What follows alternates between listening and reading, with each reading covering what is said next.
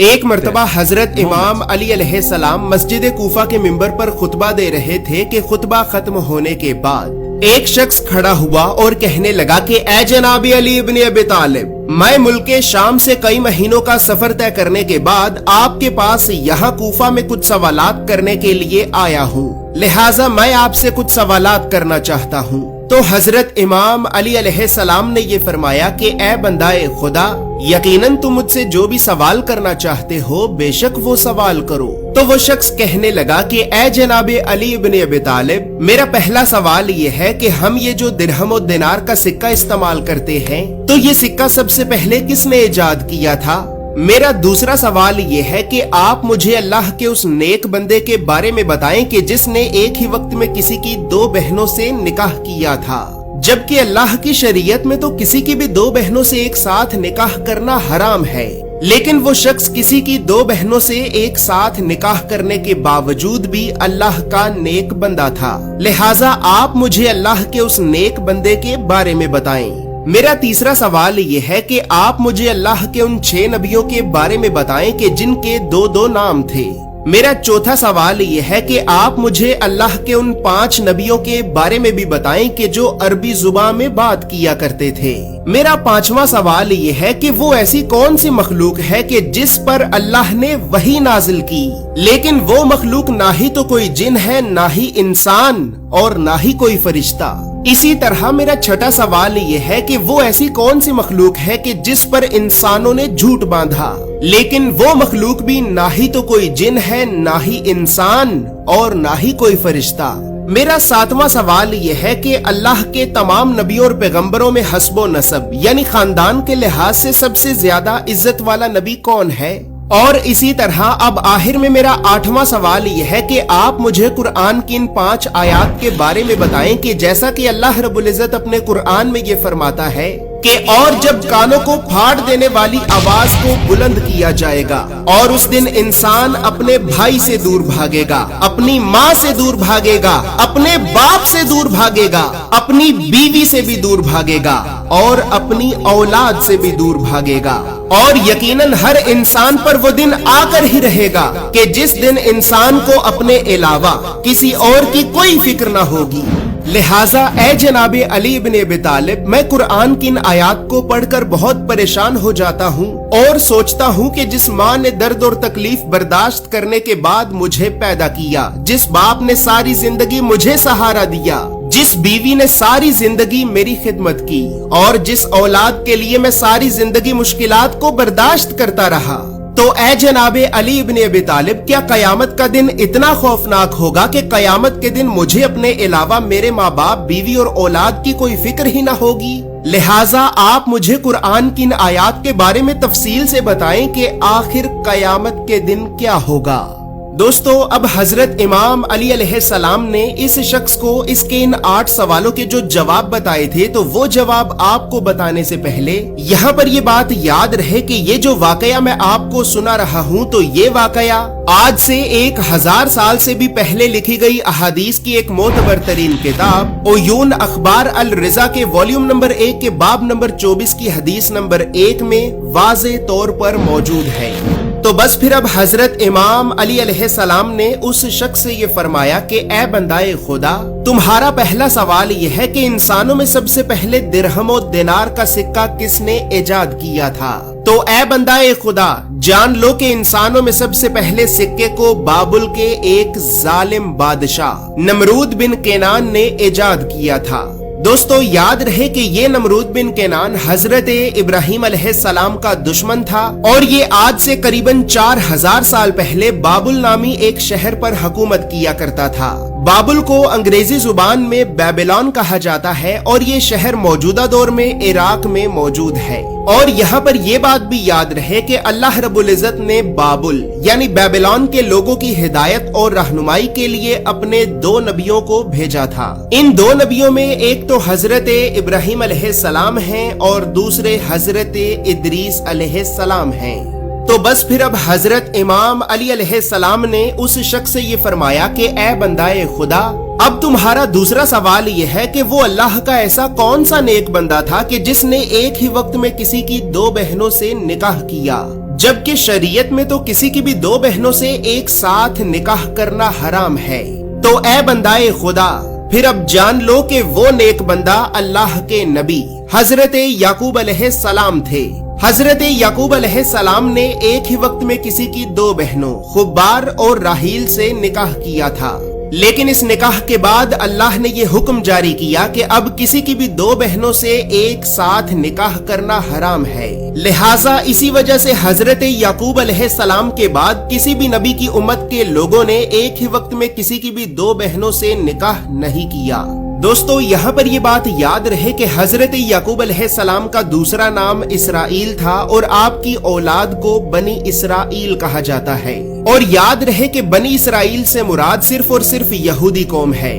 जैसा कि आप भी जानते हैं कि सारी दुनिया में यहूदियों का सिर्फ एक ही मुल्क है और उस मुल्क का नाम भी इसराइल है। और दोस्तों, बनी इसराइल की इज्जत और अजमत का अंदाजा आप इस बात से लगा लें कि अल्लाह ने कुरान में 25 नबियों का जिक्र किया है और इन 25 नबियों में से अल्लाह ने 13 नबी यानी आधे नबियों को तो सिर्फ इस एक ही कौम की हिदायत और रहनुमाई के लिए भेजा था। इसी वजह से दोस्तों, हमने जो तमाम अंबिया कराम का शजरा नसब बनाया है, तो उस शजरा नसब में हमने खास तौर पर ब्लू कलर यानी नीले रंग से जितने भी नबियों के नाम लिखे हैं, तो याद रहे कि उन तमाम नबियों को अल्लाह ने सिर्फ और सिर्फ कौमे बनी इसराइल यानी यहूदियों की हिदायत और रहनुमाई के लिए भेजा था। तो बस फिर अब इसी तरह हजरत इमाम अली अलैहिस्सलाम ने उस शख्स से ये फरमाया कि ए बंदाए खुदा, अब तुम्हारा तीसरा सवाल ये है कि वो ऐसे कौन से 6 नबी हैं कि जिनके दो दो नाम थे। तो ए बंदाए खुदा, जान लो कि हजरत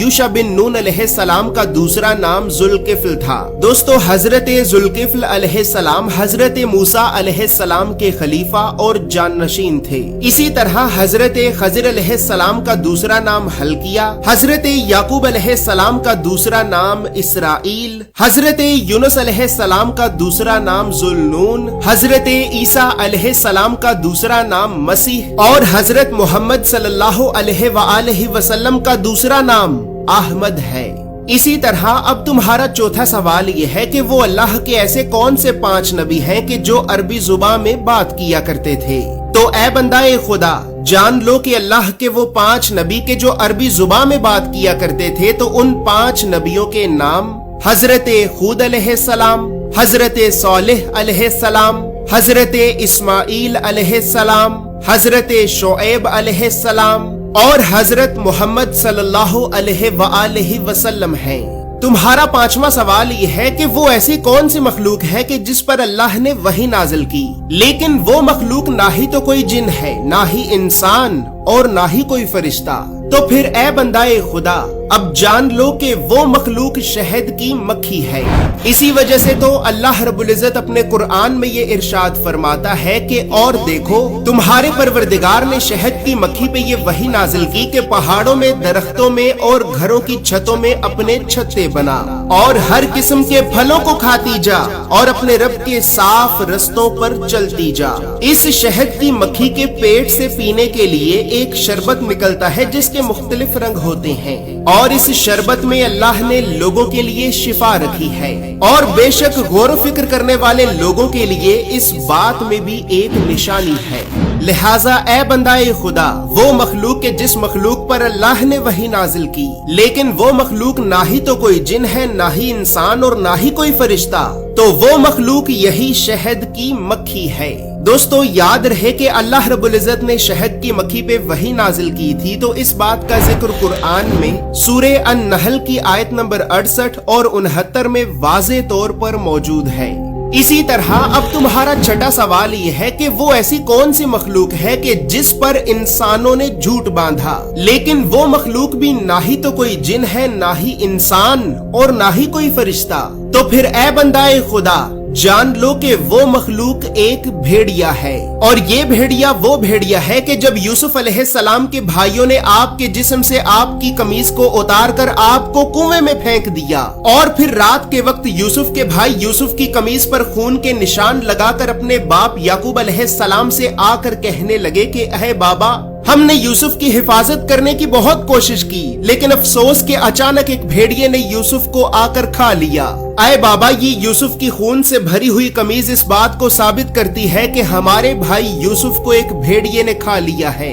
لہٰذا اے بندائے خدا، جان لو کہ وہ مخلوق کے جس مخلوق پر انسانوں نے جھوٹ باندھا تھا، لیکن وہ مخلوق نہ ہی تو کوئی جن ہے، نہ ہی انسان، اور نہ ہی کوئی فرشتہ، تو وہ مخلوق یہی بھیڑیا ہے، کیونکہ کسی بھی بھیڑیے نے یوسف علیہ السلام کو نہیں کھایا تھا۔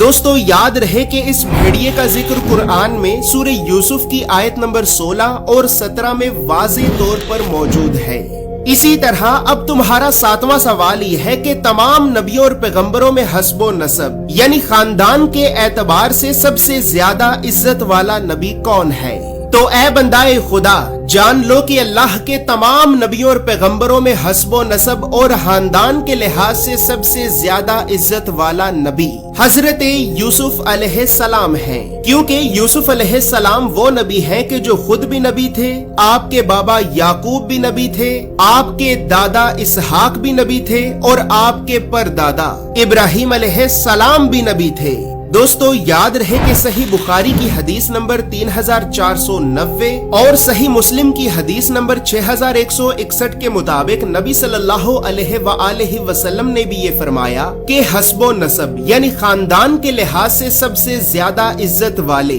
حضرت یوسف علیہ السلام ہیں۔ تو بس پھر اب اسی طرح آخر میں حضرت امام علی علیہ السلام نے اس شخص سے یہ فرمایا کہ اے بندائے خدا، اب آخر میں تمہارا 8واں سوال یہ ہے کہ تمہیں قیامت کے بارے میں قرآن میں موجود 5 آیات کی تفسیر بتائی جائے۔ دوستو آخری سوال کا جواب آپ کو بتانے سے پہلے میں یہاں پر آپ کو تمام انبیاء کرام کے اس شجرہ نسب کا تعارف کرانا چاہتا ہوں، اور یہ تعارف اس وجہ سے کرانا چاہتا ہوں کیونکہ افسوس کی بات یہ ہے کہ ہمارے بچوں کو اسکول سے یونیورسٹی تک اللہ کے نبیوں کی سیرت اور سنت کے بارے میں بتانا تو دور، یہ تعلیمی ادارے اسکول سے یونیورسٹی تک ہمارے بچوں کو کبھی بھی اللہ کے نبیوں کے نام تک نہیں بتاتے، اور اسی بدقسمتی کی وجہ سے ہی تو آج ہم اللہ کے نبیوں سے اس قدر دور ہو چکے ہیں کہ اب نہ ہمیں اللہ کے نبیوں کے نام آتے ہیں اور نہ ہی ہماری اولاد کو۔ تو دوستو اسی مسئلے کو مد نظر رکھتے ہوئے ہم نے 1 سال کی تحقیق اور محنت کے بعد حضرت آدم علیہ السلام سے لے کر حضرت محمد صلی اللہ علیہ وآلہ وسلم تک تمام انبیاء کرام کے اس شجرہ نسب کو بنایا ہے، تاکہ کم از کم ہم اپنے گھر میں تو اپنے بچوں کو اللہ کے نبیوں اور پیغمبروں کے بارے میں بتا سکیں۔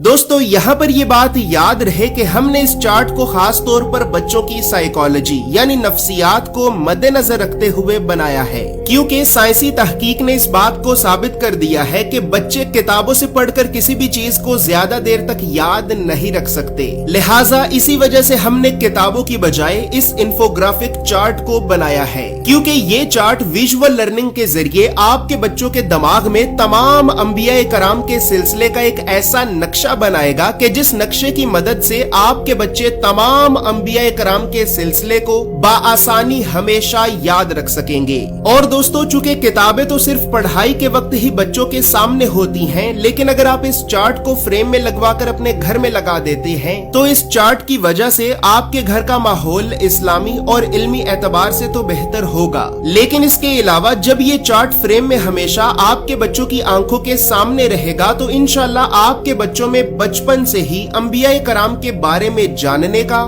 اور تحقیق کرنے کا بھی شوق پیدا ہوگا۔ لہٰذا دوستو اسی وجہ سے ہم نے سب سے پہلے تو بچوں کی نفسیات کو سمجھا اور پھر بچوں میں بچپن سے ہی انبیاء کرام کے بارے میں جاننے کا اور تحقیق کرنے کا شوق پیدا کرنے کے لیے کتابوں کی بجائے اس انفوگرافک چارٹ کو بنایا۔ چونکہ ہم نے اس چارٹ کو واٹر پروف پیپر پر بنایا ہے، لہٰذا اگر آپ اسے ایک بار فریم میں لگوا کر اپنے گھر میں لگا دیتے ہیں تو پھر انشاءاللہ یہ چارٹ کبھی بھی خراب نہیں ہوگا۔ دوستو اس چارٹ میں ہم نے تمام انبیاء کرام کے شجرہ نسب کے علاوہ تمام انبیاء کرام کے بارے میں اور بھی بہت سی بنیادی اور ضروری معلومات کو لکھا ہے۔ اگر آپ ان معلومات کے بارے میں جاننا چاہتے ہیں یا پھر تمام انبیاء کرام کے اس مکمل اور مستند شجرہ نسب کو حاصل کرنا چاہتے ہیں تو آپ ابھی ہماری ویب سائٹ islamiccharts.com کو ضرور وزٹ کریں۔ तो बस फिर अब आखिर में हजरत इमाम अली अलैहिस्सलाम ने उस शख्स से ये फरमाया कि ए बंदाए खुदा, अब आखिर में तुम्हारा 8वां सवाल ये है कि तुम्हें कुरान में मौजूद कयामत के बारे में 5 आयात की तफसीर बताई जाए। तो जैसा कि अल्लाह रब्बुल इज्जत अपने कुरान में ये फरमाता है कि और जब कानों को फाड़ देने वाली आवाज को बुलंद किया जाएगा और उस दिन इंसान अपने भाई से दूर भागेगा, अपनी माँ से दूर भागेगा, अपने बाप से दूर भागेगा, अपनी बीवी से भी दूर भागेगा और अपनी औलाद से भी दूर भागेगा। और यकीनन हर इंसान पर वो दिन आकर ही रहेगा कि जिस दिन इंसान को अपने अलावा किसी भी और की कोई फिक्र न होगी। तो ए बंदाए खुदा, अब जान लो कि कुरान की इन आयात के पीछे छुपा हुआ राज ये है कि कयामत के दिन आदम का बेटा काबिल ये कहेगा कि ऐ काश मैंने दुनिया की खातिर अपने भाई को नुकसान ना पहुंचाया होता और अपने बाप आदम के खुदा पर ईमान लाया होता।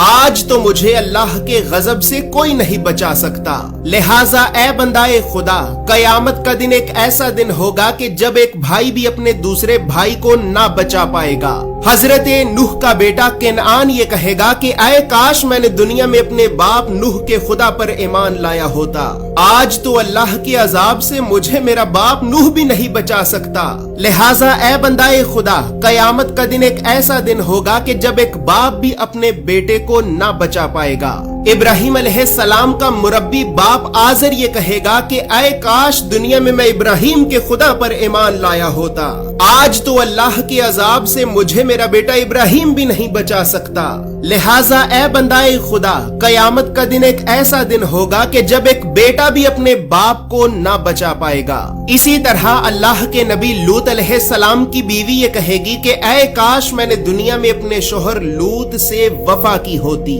और ऐ काश मैं दुनिया में अपने शोहर लूत के खुदा पर ईमान लाई होती। अफसोस कि आज तो मुझे दोज़ख की आग में जाने से मेरा शोहर अल्लाह का नबी लूत भी नहीं बचा सकता। लिहाजा ए बंदाए खुदा, जान लो कि कयामत का दिन एक ऐसा दिन होगा कि जब ना शोहर अपनी बीवी को और ना ही बीवी अपने शोहर को बचा पाएगी। बस ए बंदाए खुदा, कयामत का ये दिन इतना खौफनाक होगा कि आम इंसान तो दूर, बल्कि अल्लाह के ये सब नबी भी अपने घर वालों तक को अल्लाह के अजाब से नहीं बचा पाएंगे। लिहाजा ए बंदाए खुदा, जाओ और जाकर उस दिन की तैयारी करो कि जिस दिन तुम्हारे आमाल के अलावा ना ही तो तुम्हारा माल और ना ही तुम्हारी औलाद